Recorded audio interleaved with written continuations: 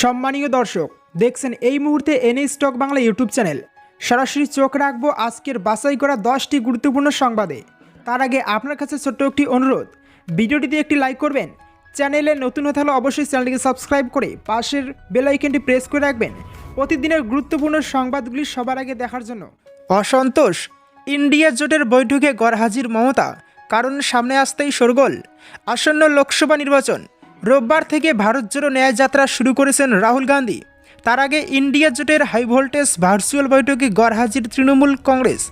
সকাল 11টায় virtual meeting হলেও জোড়াফুলের পক্ষ থেকে কেউ হাজির হলেন না সেই মিটিংয়ে। জানা গিয়েছে একেবারে শেষ মুহূর্তে জানানোয় অসন্তুষ্ট তৃণমূল শিবির, তাই পূর্ব নির্ধারিত অন্য কর্মসূচি থাকায় মিটিংয়ে জুড়ল না মমতা বন্দ্যোপাধ্যায়ের তৃণমূল। লোকসভা নির্বাচনের আগের রণকৌশল ঠিক করতে এই বৈঠক অত্যন্ত গুরুত্বপূর্ণ বলেই শোনা যাচ্ছিল। লোকসভায় বিজেপির বিরুদ্ধে কোন স্ট্র্যাটেজিতে বিরোধীরা, মোদীকে আসন থেকে সরাতে কী স্ট্র্যাটেজি নেওয়া হবে, পাশাপাশি কোন রাজ্যে কী হিসাবে আসন ভাগাভাগি হবে, সেই বিষয়টি নিয়ে সিদ্ধান্ত নেওয়া হবে বলে শোনা যাচ্ছিল। শুধু তাই নয়, লোকসভা নির্বাচনে বিরোধীদের নেতৃত্ব কে দেবে সেই নিয়েও গুরুত্বপূর্ণ আলোচনা হতে পারে বলে সূত্রের খবর। তৃণমূলের পাশাপাশি ইন্ডিয়া জোটের ভার্চুয়াল বৈঠকে এখনও যোগ দেননি উদ্ধব ঠাকরে। বৈঠকে রয়েছেন 14টি বিরোধী দলের নেতারা: সোনিয়া গান্ধী, রাহুল গান্ধী, আম আদমি পার্টির অরবিন্দ কেজরিওয়াল, মল্লিকার্জুন খার্গে থেকে শুরু করে শরদ পাওয়ার, স্ট্যালিন, ইয়েচুরিরা যোগ দিয়েছেন জোটের বৈঠকে আসন বন্টনের পাশাপাশি জোটের কোঅর্ডিনেটর তৈরির মতো গুরুত্বপূর্ণ আলোচনা হতে পারে বলে জানা গিয়েছে। তবে ইন্ডিয়া জোটের গুরুত্বপূর্ণ এই বৈঠকে কেন তৃণমূল কংগ্রেস যোগ দিল না সেই প্রশ্ন উঠছে। জানা গিয়েছে একেবারে শেষ মুহূর্তে বৈঠকের কথা জানানোয় তৃণমূল সুপ্রিমোর তাতে যোগ দেওয়া সম্ভব হয়নি। দল জোটের প্রতি প্রতিশ্রুতিবদ্ধ হলেও এদিন মুখ্যমন্ত্রীর পূর্ব নির্ধারিত কর্মসূচি রয়েছে, সেসব পরিবর্তন করতে পারবেন না বলেই বৈঠকে যোগ দিতে পারেননি। এমনকি দলের কোনো প্রতিনিধিও এই বৈঠকে যোগ দেয়নি। প্রসঙ্গত, এর আগে ইন্ডিয়া জোটের শেষ বৈঠকে লোকসভা নির্বাচনে প্রধানমন্ত্রী পদপ্রার্থী হওয়ার জন্য খার্গের নাম সামনে রেখেছিলেন তৃণমূল নেত্রী মমতা বন্দ্যোপাধ্যায়। সেই সময় মমতার প্রস্তাবে সবাই সায় না দিলেও এদিনের ভার্চুয়াল বৈঠকে গেরুয়া শিবির এবং এনডিএর বিরুদ্ধে বিরোধীদের নেতৃত্বদানে কংগ্রেস সভাপতি মল্লিকার্জুন খার্গের নামেই সকলের সায় মিলেছে বলে সূত্রের খবর। টার্গেট বাংলা, আগুনে প্ল্যান রেডি বিজেপির। শুভেন্দুদের আরও গরম করতে আসরে হিমন্ত। লোকসভা নির্বাচনের আগে ফের বহির্বঙ্গের বিজেপি নেতৃত্ব লাগাতার কলকাতায় আসতে শুরু আসছেন কেন্দ্রীয় মন্ত্রীরা। এবার রাজ্য বিজেপির সাংগঠনিক বৈঠকে অংশ নিতে চলেছেন পড়োশী রাজ্য অসমের মুখ্যমন্ত্রী হিমন্ত বিশ্ব শর্মা। এদিন শনিবার বিকেলের উড়ানে তিনি দমদম নেতাজি আন্তর্জাতিক বিমানবন্দরে নামবেন। সেখান থেকে সোজা সল্টলেকে বিজেপির দপ্তরে যাবেন হিমন্ত বিশ্ব শর্মা। অসম সহ উত্তর পূর্ব ভারতে বিজেপির চাণক্য হিমন্ত বিশ্ব শর্মা। একসময় তিনি কংগ্রেসে ছিলেন, তার বিরুদ্ধেও চিটফান্ড নিয়ে অভিযোগ উঠেছিল, কিন্তু তিনি শুধু বিজেপিতে যোগ দিয়েছেন তা নয়, উত্তর পূর্বে তিনি এখন গেরুয়া দলের কাণ্ডারি। লোকসভা নির্বাচনে বঙ্গ বিজেপির সাংগঠনিক বৈঠকে হিমন্ত বিশ্ব শর্মার উপস্থিতি তাৎপর্যপূর্ণ বলে মনে করছে রাজনৈতিক মহল। ভাষাগত সমস্যাও এক্ষেত্রে নেই। উত্তর পূর্ব ভারতের যার হাত ধরে বিজেপি বিস্তার লাভ করেছে, এবার তাকেই বাংলার রাজনীতিতে কাজে লাগাতে তৎপর দলের কেন্দ্রীয় নেতৃত্ব।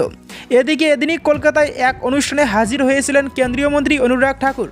কেন্দ্রীয় গ্রামোন্নয়ন দপ্তরের প্রতিমন্ত্রী সাধী রঞ্জন জ্যোতি তো কিছুটা ডেলি প্যাসেঞ্জারির কায়দায় এ রাজ্যে আসছেন। এই কেন্দ্রীয় মন্ত্রীর দপ্তরে স্মারকলিপি দিতে গিয়ে অভিষেক বন্দ্যোপাধ্যায়ের সঙ্গে ধুন্ধুমার কাণ্ড ঘটেছিল। দুদিন আগেই নিরঞ্জন বাংলায় এসে দাবি করে গিয়েছেন রাজ্যে বিজেপি এত আসনে জিতবে কেউ কল্পনা করতে পারবে না। অসম কংগ্রেসের প্রাক্তন এই নেতা ও মন্ত্রী 2015তেই দিল্লিতে অমিত শাহের হাত ধরে পদ্ম শিবিরে যোগ দেন। 2016তে রাজ্যে বিজেপির সরকারের মন্ত্রী হন হিমন্ত বিশ্ব শর্মা। খানিকটা হিমন্তের কায়দাতেই বাংলায় মুকুল রায়ের গেরুয়া যোগ হয়। তৃণমূল কংগ্রেসের তৎকালীন সর্বভারতীয় সাধারণ সম্পাদক মুকুল রায়কে বিজেপি এ রাজ্যে দলে নিয়েছিল অসমের বিশ্ব শর্মা মডেলকে অনুসরণ করেই, এমনই মনে করে রাজনৈতিক মহল, যার ফল মিলেছিল 2019 লোকসভা নির্বাচনে। হিমন্ত 2021 অসমের মুখ্যমন্ত্রী হন। এবার তিনি বাংলায় বিজেপির সাংগঠনিক বৈঠকে হাজির থাকছেন।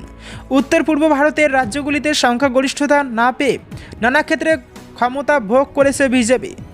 সেই সংকট সামলেছেন হিমন্ত বিশ্ব শর্মা। সামনের লোকসভা নির্বাচনে এ রাজ্যে 35টি আসনে টার্গেট দিয়েছিলেন কেন্দ্রীয় স্বরাষ্ট্রমন্ত্রী অমিত শাহ। এবার সেই টার্গেট পূরণ করতে ময়দানে নামছেন হিমন্ত বিশ্ব শর্মা। মুখ্যমন্ত্রীর ফোন সার্চ করলে অনেক কিছু বেরোবে। ইডি প্রশ্নে মমতাকে তোপ দিলীপের। টানা 14 ঘন্টার ম্যারাথন তল্লাশি শেষে মন্ত্রী সুজিত বসুর বাড়ি থেকে বেরিয়ে যায় ইডি, কিন্তু দমকলের মতো গুরুত্বপূর্ণ এবং জরুরি বিভাগের মন্ত্রী সুজিত বসুর মোবাইল ফোন বাজেয়াপ্ত করেছে ইডি। কাজেই তিনি সমস্যায় পড়তে পারেন। আপৎকালীন দপ্তরের মন্ত্রীর ফোন বাজেয়াপ্ত। এ প্রসঙ্গে বিজেপি নেতার সাফ উত্তর, মন্ত্রীর ফোনের অভাব নেই, অনেক ফোন আছে, অনেক ফোন থেকে ফোন হয়, সেই জন্য যার নামে অভিযোগ আছে তার বাড়িতে তদন্ত করা, তাকে জিজ্ঞাসাবাদ করার অধিকার আছে। মুখ্যমন্ত্রীর ফোন যদি সার্চ করা হয় অনেক কিছু বেরোবে। ইডির তদন্তের শেষে এদিন সুজিত বোস বলেন, শুভেন্দু সবাইকে চোর বলছেন, আগে নিজের মুখটা আয়নায় দেখুন। শুভেন্দু সবচেয়ে বড় চোর। আজ শ্রীভূমিতে ইডি সিবিআই এসেছে, কাল মেদিনীপুরে যাবে, তখন কি বলবেন? তার উত্তরে বিজেপি নেতা বলেন, তদন্ত চলছে, তদন্তের রেজাল্ট আসার আগে কেউ চোর নয়, কেউ সাধু নয়। তদন্তে যারা প্রমাণিত হবে চোর তারা চোর। যেহেতু এত বড় দুর্নীতি হয়েছে, বিভিন্ন স্তরের উপর নির্ভর করে তার তদন্ত চলছে।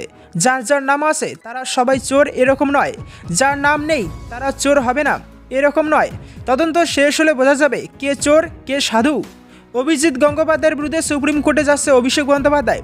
এদিন অভিষেককে তোপ দেখে দিলীপ ঘোষ বলেন, আর কোথায় কোথায় যাবেন, এখন তো ইন্টারন্যাশনাল কোর্টে যেতে হবে।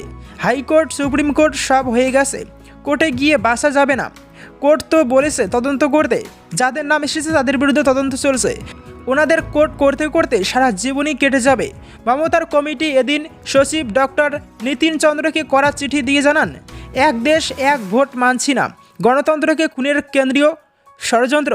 এ প্রসঙ্গে দিলীপ ঘোষ বলেন, মমতা বন্দ্যোপাধ্যায় অনেক কিছু মানেননি, জিএসটি মানেননি হয়ে গেছে, ডিমনিটাইজেশন মানেননি এমনি হয়ে গেছে, রাম মন্দির মানেননি হয়ে গেছে, 370 ধারা মানেননি হয়ে গেছে, 3 তালাকও আউট হয়ে গেছে। উনি মানেন কি না মানেন তাতে কিছু যায় আসে না। এখন উনাকে লোকে মানছে কি না আগামী 24-এ আর একবার পরীক্ষা হবে। ধর্ষকদের আশ্রয় দিচ্ছে বিজেপি। লোকসভার আগে বাড়ি বাড়ি প্রচারে তৃণমূল কংগ্রেস। ধর্ষকদের সমর্থন করে বিজেপি। গেরুয়া শিবির নারী বিদ্বেষী, মহিলাদের সম্মান করে না, এমন অভিযোগ তুলেই এবার বিজেপির বিরুদ্ধে বাড়ি বাড়ি প্রচার অভিযান শুরু করেছে তৃণমূল কংগ্রেস। তৃণমূলের অভিযোগ, বিজেপির আইটি সেলের প্রধান তথা বঙ্গ বিজেপির কো ইনচার্জ অমিত মালব্য তার আইটি সেলে ধর্ষকদের চাকরি দিয়েছেন, অর্থাৎ যৌন হেনস্থায় অভিযুক্তদের রীতিমতো মদত দেওয়া হচ্ছে বলে অভিযোগ। অথচ ধর্ষণকারীদের আশ্রয় দেওয়া নিয়ে এখনও পর্যন্ত কোনো মন্তব্য করেননি অমিত মালব্য, কোনো পদক্ষেপও করা হয়নি। শুধু তাই নয়, যেভাবে গুজরাট সরকারের মদতে বিলকিস বানোর ধর্ষকরা মুক্তি পেয়েছিলেন সেই বিষয়টিও তুলে ধরে সরব হয় বাংলার শাসক দল। আর লোকসভা নির্বাচনের আগে একেই হাতিয়ার করে ময়দানে নামছে তৃণমূল। তৃণমূল কংগ্রেসের তরফে জানানো হয়েছে ধর্ষকদের নিয়োগ করেছেন অমিত মালব্য, অথচ এ নিয়ে মুখে কুলু বেঁধেছেন বঙ্গ বিজেপির সভাপতি সুকান্ত মজুমদার এবং শুভেন্দু অধিকারী। আর কোনো মন্তব্য না করেই তারা বুঝিয়ে দিয়েছেন যে মালব্যকেই সমর্থন করছেন তারা। এই ধর্ষক বিজেপির বিরুদ্ধে সাধারণ মানুষকে সচেতন করতে এবার বাড়ি বাড়ি গিয়ে প্রচার করা হবে। একদিকে যেমন উত্তরপ্রদেশের মহিলাদের পাশে দাঁড়িয়ে সোচ্চার হবেন ঘাসফুল শিবিরের নেতারা, তেমনই বিলকিস বানোর সঙ্গে বিজেপি সরকার যে অন্যায় করার চেষ্টা করেছিল সেই বিষয়টিও তুলে ধরা হবে। উল্লেখ্য, বিলকিস বানো মামলায় সম্প্রতি মুখ পুলিশে কেন্দ্র ও গুজরাট সরকারের সিদ্ধান্ত খারিজ করে সুপ্রিম কোর্ট জানায়, মেয়াদ শেষ হওয়ার আগে ধর্ষকদের মুক্তি দেওয়ার আইনি এখতিয়ারই নেই গুজরাট সরকারের। ফলে ধর্ষকদের আবার জেলে ফিরতে হয়।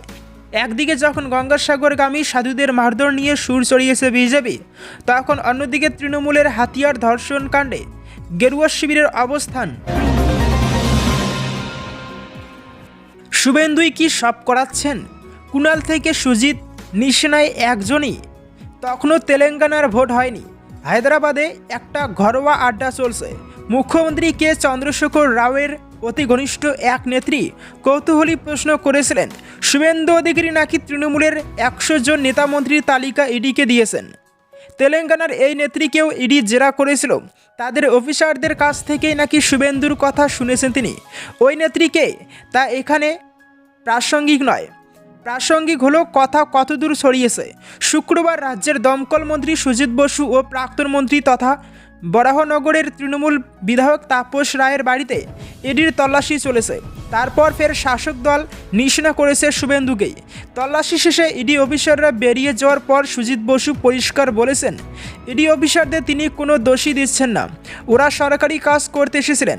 বরং শুভেন্দুর বিরুদ্ধে সমালোচনার জ্বালামুখ খুলে দিয়েছেন সুজিত।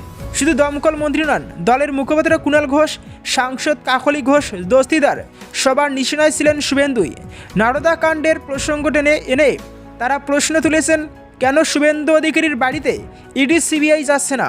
পর্যবেক্ষকদের অনেকে মনে করছেন শাসক দলের এহেন আক্রমণের কারণে এই ধারণা জোরালো হচ্ছে যে এইসব তল্লাশি অভিযানের পিছনে কলকাঠি নাড়ছেন শুভেন্দুই। তাতে উল্টে বিজেপির মধ্যে শুভেন্দুর মুখটাই প্রতিষ্ঠা পেয়ে যাচ্ছে, বরং অনেকটাই পার্শ্ব চরিত্র হয়ে যাচ্ছেন সুকান্ত মজুমদার, দিলীপ ঘোষরা।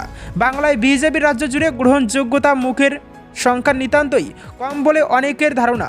এক সময় বিজেপির অতি পরিচিত মুখ ছিলেন রাহুল সিনহা, তিনি অনেকটাই আড়ালে চলে গেছেন। দলের একাংশের মধ্যে জনপ্রিয়তা থাকলেও বিজেপির সাংগঠনিক বিষয় এখন দিলীপ ঘোষেরও বিশেষ ভূমিকা নেই, বরং গেরুয়া শিবিরের ভিতরেও এই বার্তাই পরিষ্কার যে দিল্লির পছন্দের লোক হলেন শুভেন্দুই। কৌতূহলের বিষয় হলো তিনি যে কলকাঠি নাড়ছেন এই ধারণাকে শুভেন্দু কিভাবে নিচ্ছেন। বিজেপির একাংশ নেতার কথায় এতে আহ্লাদিত শুভেন্দু, কারণ তিনিও সম্ভবত চান যে এই ধারণা তৈরি হোক। অতীতে তার একাধিক মন্তব্যের মাধ্যমে শুভেন্দু সেই কথাটা বোঝানোর চেষ্টাও করেছেন বলে তারা মনে করেন। যেমন বিধানসভার মধ্যেই নৈহাটির বিধায়ক তথা সেচমন্ত্রী পার্থভূমিকে এজেন্সির ভয় দেখিয়েছিলেন শুভেন্দু। সবার মধ্যেই বলেছিলেন 1 মাসের মধ্যে ভিতরে ঢুকিয়ে দেব। আবার রেশন দুর্নীতিকাণ্ডে বাকিবুর রহমান গ্রেপ্তার হওয়ার পর বলেছিলেন এই কাণ্ডে হিটকোর যোগ আছে, কয়েকজন মন্ত্রী এর সঙ্গে জড়িত। খোদ ফিরহাদ হাকিম ফ্ল্যাট দিয়েছেন, পকেটে তথ্য প্রমাণ নিয়ে ঘুরছি, 2 দিনের মধ্যেই সবটা সামনে আনবো, মন্ত্রীরা কেউ বাঁচতে পারবেন না। রাজ্যের শাসক দলের কিছু নেতা মনে করেন শুভেন্দুর প্ররোচনা রয়েছে, এই নিয়ে সন্দেহ নেই। আসলে বিজেপির এখন মূল উদ্দেশ্য হলো তৃণমূলের সবাইকে চোর প্রতিপন্ন করা। সেই কারণেই তাকে পাল্টা চোর বলে সমালোচনা করছে শাসক দল।